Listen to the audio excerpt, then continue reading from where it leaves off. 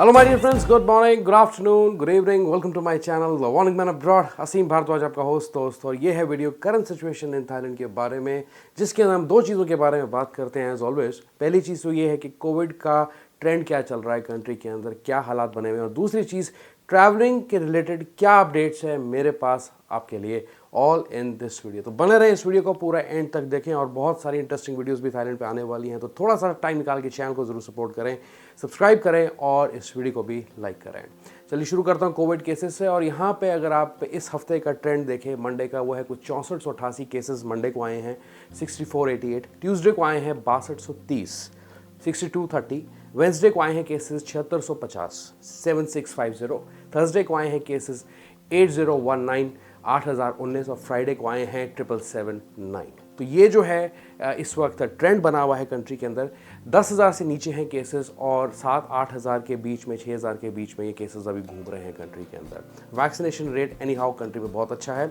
दूसरा जो major update वो ये है कि जो मोरचैना ऐप है उनकी, उसे डिसकंटिन्यू किया जा सकता है जून 1 से। हाँ जी, मोरचैना ऐप हटने जा रही है बहुत जल्दी, और जून 1 के आसपास इसे डिसकंटिन्यू किया जा सकता है ऐप। ठीक है, थाईलैंड के पीएम ने जो है अभी सभी प्रोविंसेस को, जितने भी रूलिंग अथॉरिटीज़ हैं प्रोविंशियल स्टेट्स के अंदर, उनके इंस्ट्रक्शंस दी गई हैं, उनको ऑर्डर दिए गए हैं कि वो पैंडेमिक से अब एंडेमिक स्टेज के अंदर जो है ट्रांजिशन करें और उसकी तैयारियां करें। तो बहुत सारे प्लान्स होने वाले हैं, और बहुत सारी पॉजिटिव न्यूज़ और डेवलपमेंट्स लोगों के लिए यहाँ पे होने लगी हैं, ट्रैवलर्स के लिए खासकर। ठीक है, चलिए आगे बात करते हैं ट्रैवलिंग की फटाफट से। और इस हफ्ते का मेजर अपडेट ये है कि रिसेंटली अभी स्वर्णभूमि एयरपोर्ट पे काफ़ी क्योस मचा था, बिकॉज काफ़ी फैमिलीज़ अपने बच्चों के साथ, छोटे बच्चों के साथ वापस इंडिया ट्रैवल कर रहे थे थाईलैंड का ट्रिप कंप्लीट करने के बाद। तो इसके ऊपर मैंने एक स्पेशल वीडियो बनाई थी अर्लियर दिस वीक। आप ट्यूसडे की वो वीडियो है, जाके देख सकते हैं अगर आपने इस वीडियो को मिस किया, उसमें पूरी इन्फॉर्मेशन है। तो यहाँ पे इशू ये आ रहा था कि उनके बच्चों के पास, जो 5 साल से ऊपर के थे, उनके पास RT-PCR टेस्ट नहीं था, जिसकी वजह से उनको बोर्डिंग पास डिनाई किया गया, उनकी फ़्लाइट्स कैंसिल हुई। तो इसके बारे में मैंने उस वीडियो के अंदर बात की है, ज़रूर आप जाके देखें। लेकिन इस वीडियो के अंदर मैं कवर करना चाहता हूँ इंपॉर्टेंट पॉइंट्स, रिक्वायरमेंट्स के बारे में। देखिए, आपको मैं स्क्रीन पे भी दिखाने लगा हूँ, एक टैट का फेसबुक पेज पे एक मैसेज है, आर्टिकल है, जो कि आप पढ़ सकते हैं। और उसमें ये लिखा है, अगर उन बच्चों की उम्र 5 साल से 17 साल के बीच में है, फ़र्क ये है कि अगर वो अपने पेरेंट्स के साथ ट्रैवल करके थाईलैंड जाते हैं, उस केस के अंदर कोई भी RT-PCR टेस्ट इंडिया से जाते वक्त आपने नहीं कराना, चाहे आप कहीं से भी जाएं, चाहे आप पाकिस्तान, बांग्लादेश, सिंगापुर, मलेशिया कहीं से भी जा रहे हैं। अगर बच्चे आपके साथ हैं, 5 साल से ऊपर के हैं, 17 साल से नीचे के हैं, अनवैक्सीनेटेड हैं, पेरेंट्स उनके साथ जा रहे हैं, तो उन्हें RT-PCR टेस्ट करा के चलने की ज़रूरत नहीं है। क्योंकि अगर देखा जाए एनी हाउ जो प्री डिपार्चर टेस्टिंग रिक्वायरमेंट्स है वो तो पहले से हट गई थी, राइट। तो बच्चे जो हैं, those are covered by the vaccinated parents. आते वक्त अगर आते वक्त क्या होगा कि जब आप वापस आएंगे तो इंडिया की ट्रैवल गाइडलाइंस आप पे इंप्लीमेंट होगी, राइट। तो अब बात हो रही है इंडिया की। तो जब आप इंडिया आ रहे हैं, उस दौरान क्या है कि आपको पहली चीज़ तो ये है कि आपके बच्चे अगर 5 साल से ऊपर के हैं, तो RT-PCR टेस्ट एक आपको थाईलैंड में कराना पड़ेगा उनके लिए। और उस RT-PCR की जो कॉपी है वो आपको एयर सुविधा पे अपलोड करनी पड़ेगी, फॉर्म फिल करना पड़ेगा बच्चे के लिए अलग से। तो मतलब ये हुआ कि जितने भी ट्रैवलर्स वापस इंडिया आएंगे, उन्हें एयर सुविधा भरना है, उन्हें RT-PCR टेस्ट कराने की जरूरत नहीं है। लेकिन बच्चों के केस में अगर 5 साल से ऊपर की उम्र है, तो RT-PCR टेस्ट थाईलैंड से आपको करवाना पड़ेगा। ओके, और ये सिर्फ थाईलैंड की बात नहीं हो रही है, किसी और कंट्री से भी अगर आप आते हैं तो सेम रूल्स होते हैं आपके ऊपर एप्लीकेबल हैं। तो उस वीडियो को जरूर आप जाके देखें। और मैंने एक वीडियो और बनाई थी, how to plan your Thailand trip, कुछ दिन पहले, तो आप उसे भी जरूर जाके रेफर करें। आगे बात करता हूं मैं थाईलैंड पास की। और थाईलैंड पास के रिगार्डिंग क्या है कि 20 मई को, इस हफ्ते कमिंग फ्राइडे को, एक मीटिंग होने जा रही है CCSA की, जिसके अंदर कुछ थाईलैंड पास के रिलेटेड डिसीजन लिया जा सकता है। मेरा जो पर्सनल मानना है, पर्सनल टेक है इसके बारे में, जो कि कहीं नहीं लिखा, किसी ने नहीं बोला, वो ये कि 1 मिनट के लिए थाईलैंड पास को कंटिन्यू किया जा सकता है अभी भी आगे। मतलब कि जून तक ये कंटिन्यू रह सकता है, और जुलाई तक हटने के चांसेस ज़्यादा हैं, क्योंकि इन्होंने 3 और 4 फेज प्लान की पहले बात की थी। अगर रिस्पांस अच्छा है, टूरिज्म का फुटफॉल भी अच्छा है, तो हो सकता है कि ये इंटरनेशनल विजिटर्स के लिए भी थाईलैंड पास को हटा दें, क्योंकि अभी ये जिस चीज़ पे फोकस कर रहे हैं वो ये कि जितने भी थाई नेशनल्स हैं अगर वो वापस एंटर करते हैं थाईलैंड तो उनके लिए थाईलैंड पास मैंडेटरी नहीं होना चाहिए। तो हो सकता है कि 1 मिनट के लिए जो डिसीजन है इंटरनेशनल ट्रैवलर्स के लिए वो आगे कर सकते हैं, मतलब 1 महीना और आगे एक्सटेंड कर सकते हैं इसको, थाईलैंड पास को। लेट्स सी कि क्या वर्डिक्ट आता है।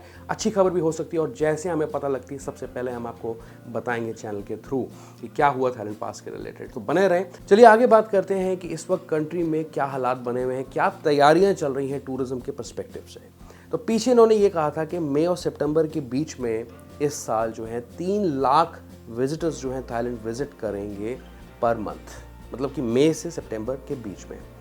यहाँ पे पॉजिटिव न्यूज़ ये है कि अभी मई 15 चल रहा है और मई 15 तक 3 लाख विजिटर्स ने थाईलैंड में जो है विजिट किया है, एंटर किया है for the purpose of tourism. वो क्यों हुआ है? जाहिर सी बात है कि इन्होंने टेस्ट एंड गो प्रोग्राम को स्क्रैप किया, सैंडबॉक्स को हटाया, रिस्ट्रिक्शंस कम की, pre departure test, on arrival test को हटाया, ठीक है। और यहाँ पे जो है अभी अगर आप देखें अक्टूबर और दिसंबर की अगर आप बात करें 1 मिनट के लिए, तो यहाँ पे ये एक्सपेक्ट करते हैं कि शायद 1 मिलियन पर मंथ लोग जो हैं, 10 लाख लोग जो हैं कम से कम थाईलैंड में विजिट कर सकते हैं पर मंथ। लेकिन ये एक बहुत बड़ा डेटा है, एक बहुत बड़ा कह सकते हैं कि इनका थ्रेशोल्ड इन्होंने बनाया अपने लिए, क्योंकि अभी जो चाइना है उसके अंदर कोविड के हालात अच्छे नहीं है, टूरिज्म के लिए नहीं खुला है, क्योंकि चाइना जो है एक और बड़ी मार्केट है इंडिया के बाद थाईलैंड के टूरिज्म के लिए।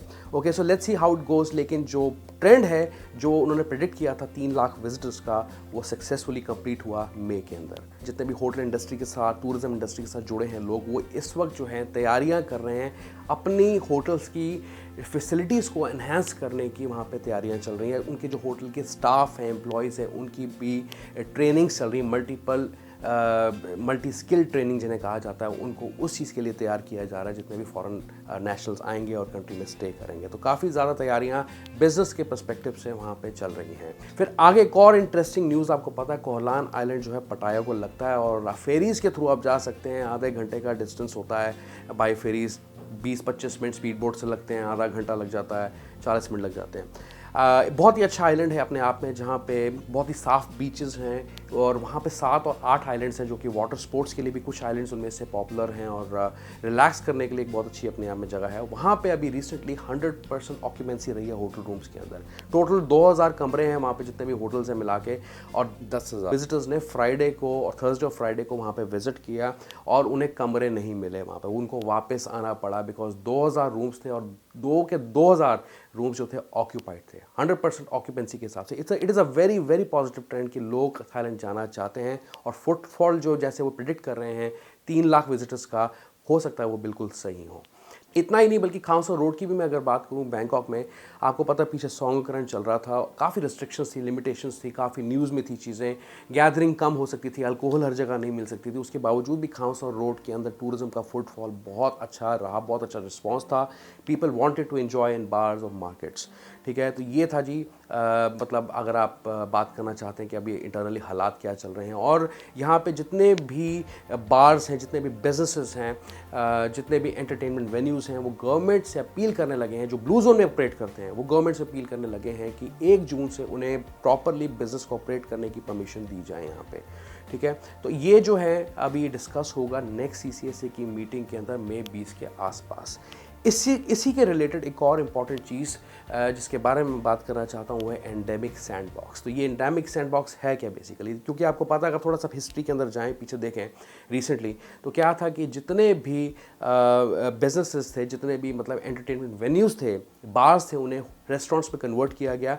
उन्हें गवर्नमेंट ने कहा कि उन्हें SHA+ की एक्रेडिशन जो है वो लेनी पड़ेगी, और यहाँ पे अल्कोहल के टाइमिंग्स पे भी काफ़ी ज़्यादा रिस्ट्रिक्शंस वहाँ पे रखी गई, ठीक है।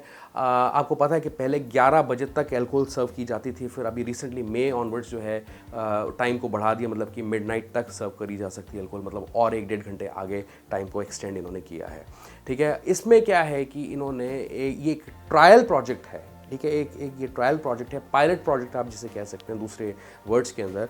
तो यहाँ पे 3 प्रोविंसेस को वो टारगेट करने लगे हैं, कोह सामुई, सूरत थानी और कोह चैंग।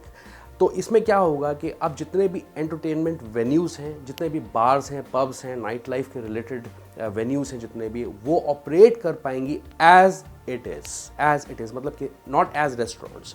वो ऑपरेट कर पाएंगी विथ सम कैपेसिटी और लिमिटेशंस, आप ये कह सकते हैं। और जैसे मैंने 3 आइलैंड्स की बात की, तो यहाँ पे क्या है कि रिस्ट्रिक्शंस फिर भी रहेंगी, जैसे कि मास्क लोगों को पहन के रखने पड़ेंगे। पब्लिक प्लेसेस पे अगर लोग जाते हैं तो वहाँ पे भी रिस्ट्रिक्शंस लोगों के लिए थोड़ी बहुत रहेंगी।